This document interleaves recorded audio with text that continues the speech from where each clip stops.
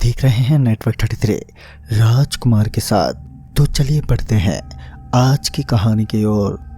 दोस्तों, ये कहानी है चेतन जी की, जो मध्य प्रदेश के मालपुर गांव के निवासी हैं। कहते हैं कि रात में सुनसान इलाके से गुजरना मतलब कि भूतों को अपनी तरफ आमंत्रित करना। कई लोग इन सभी बातों को अंधविश्वास के नजरिए से देखते हैं, मगर जिन लोगों के साथ ये घटनाएं जन्म लेती हैं वही उनका खौफ समझ पाते हैं। चेतन की अभी अभी तो एक नई और प्राइवेट जॉब लगी थी और वह कुछ दिनों के लिए छुट्टी पर अपने घर आया हुआ था। उसकी छुट्टी कुछ ज़्यादा दिनों की नहीं थी और फिर उसे शाम को ही अपने घर से निकलना पड़ा। और जब शाम हुई तो ठंड का जमावड़ा सा होने लगा, क्योंकि दिसंबर के महीने में ठंड अपने जोरों पर होती है। शाम के होते होते ठंड इस कदर बढ़ चुकी थी कि ठंड के मारे चेतन के हाथ और पैरों में दर्द महसूस होने लगा। चेतन को यहाँ से रेलवे स्टेशन पर पहुँचना था, जो अभी भी यहाँ से काफ़ी दूरी पर था, और चारों ओर उस कच्चे खंडर पड़े रास्ते पर गाड़ी का कोई नामो निशान नहीं था। लेकिन चेतन चुपचाप रास्ते की तरफ चलता रहा।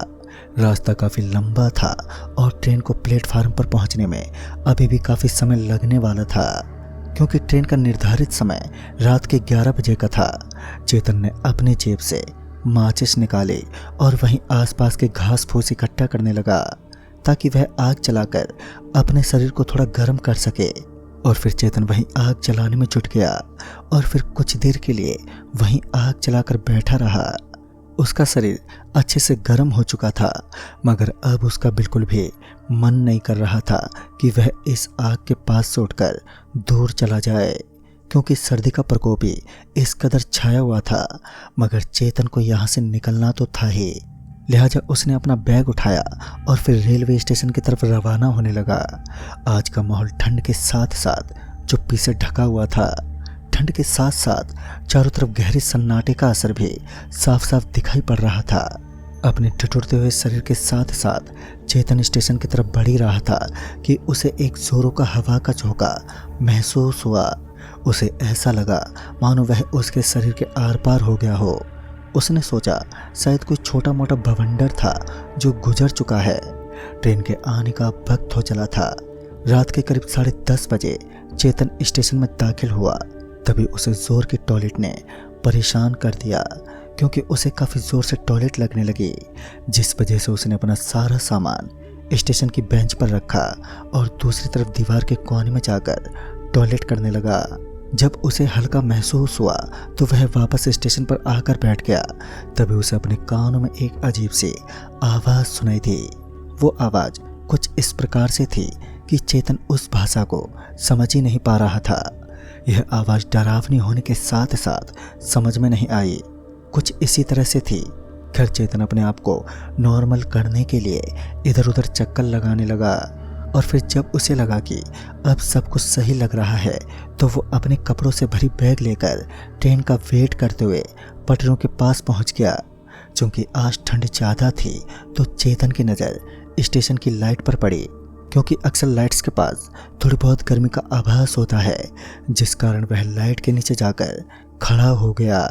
कुछ देर तक तो सब कुछ एकदम ठीक रहा, लेकिन कुछ देर बाद ही चेतन के सर पर लगी हुई टोपी अपने आप ही उतरकर नीचे गिर पड़ी। उसे तो समझ ही नहीं आया कि आखिर इतनी टाइट टोपी अपने आप ही नीचे कैसे गिर सकती है। फिर उसने उस टोपी को उठाया और फिर वापस ओढ़कर वहीं ठंड में ठिठुरता हुआ लाइट से चिपक कर खड़ा हो गया। इससे पहले कि ट्रेन पहुंचती, चेतन को अपने पीछे की तरफ से बहुत जोर का धक्का लगा, जिस वजह से वह औंधे मुंह जमीन पर नीचे गिर पड़ा।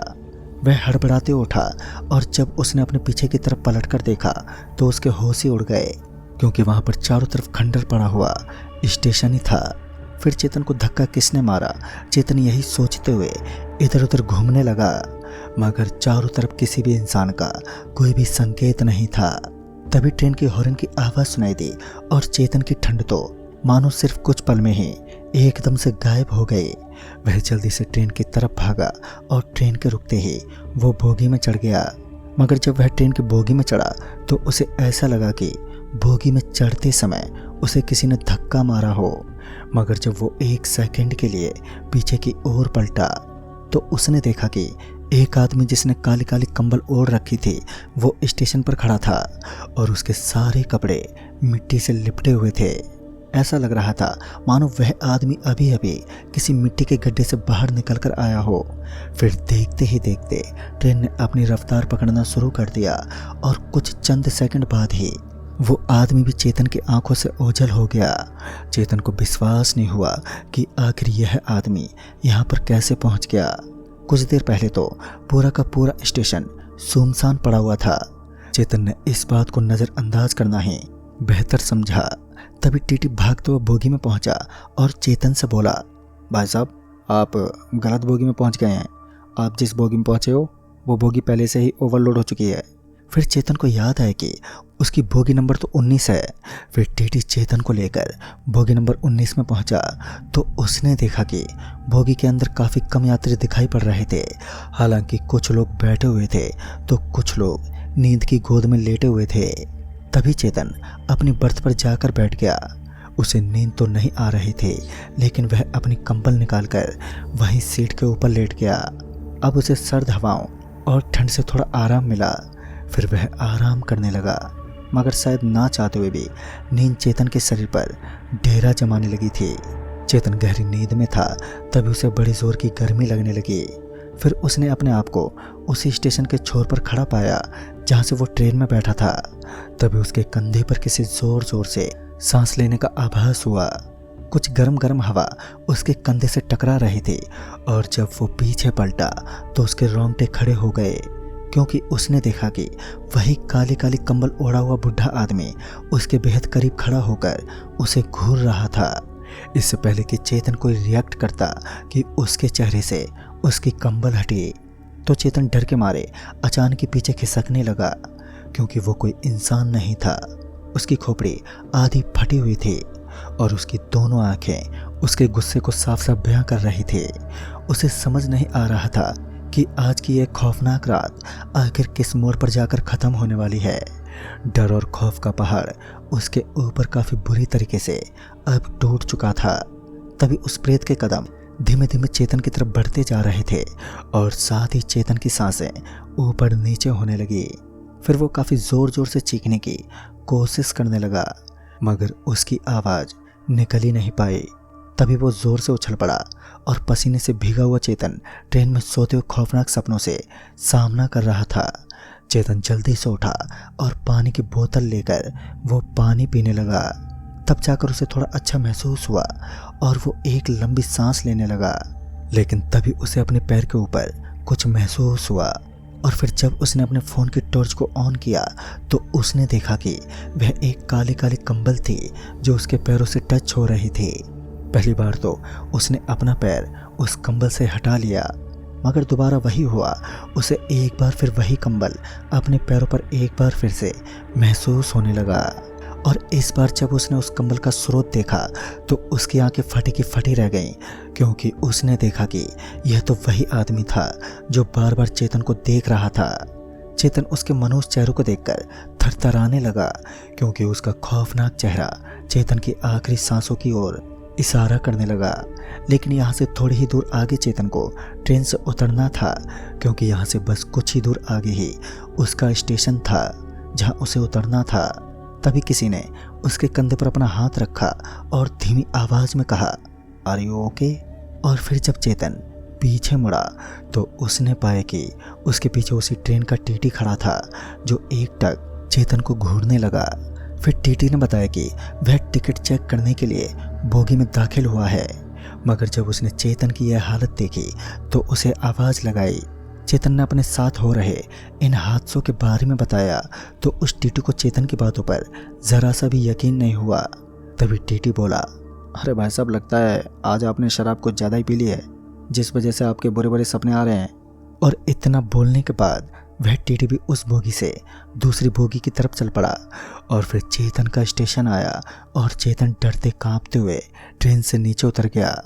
इस स्टेशन की हालत भी एकदम सुनसान पड़ी हुई थी। दूर दूर तक अंधेरे की चादर बिछी हुई थी लेकिन हाँ एक जगह पर छोटी सी लाइट लगी हुई थी जिसकी मंद मंद रोशनी उस स्टेशन पर फैली हुई थी। चेतन ने अपने वही के सहकर्मी जिसका नाम अजय था तुरंत ही उसे कॉल लगाया और जल्द से जल्द स्टेशन पर आने को कहा। उसके दोस्त ने कहा, हाँ बस कुछ ही देर में पहुंचता हूँ। और फिर चेतन रास्ते की तरफ ही चल पड़ा। वहाँ का रास्ता भले ही सुनसान था, लेकिन उस रोड के ऊपर लाइट्स का समाधान काफ़ी बेहतर तरीके से किया गया था। तभी चेतन को किसी ने पकड़ लिया और पीछे की ओर खींचने लगा।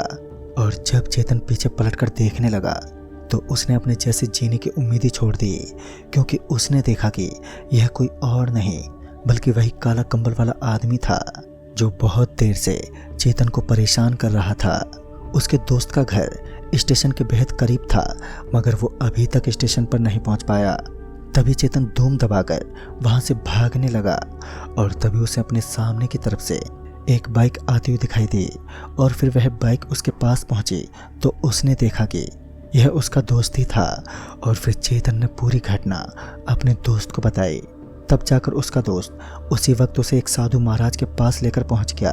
और फिर उस साधु महाराज ने बताया कि जिस जगह पर चेतन ने टॉयलेट किया था उस जगह पर एक बूढ़े आदमी को दफनाया गया था।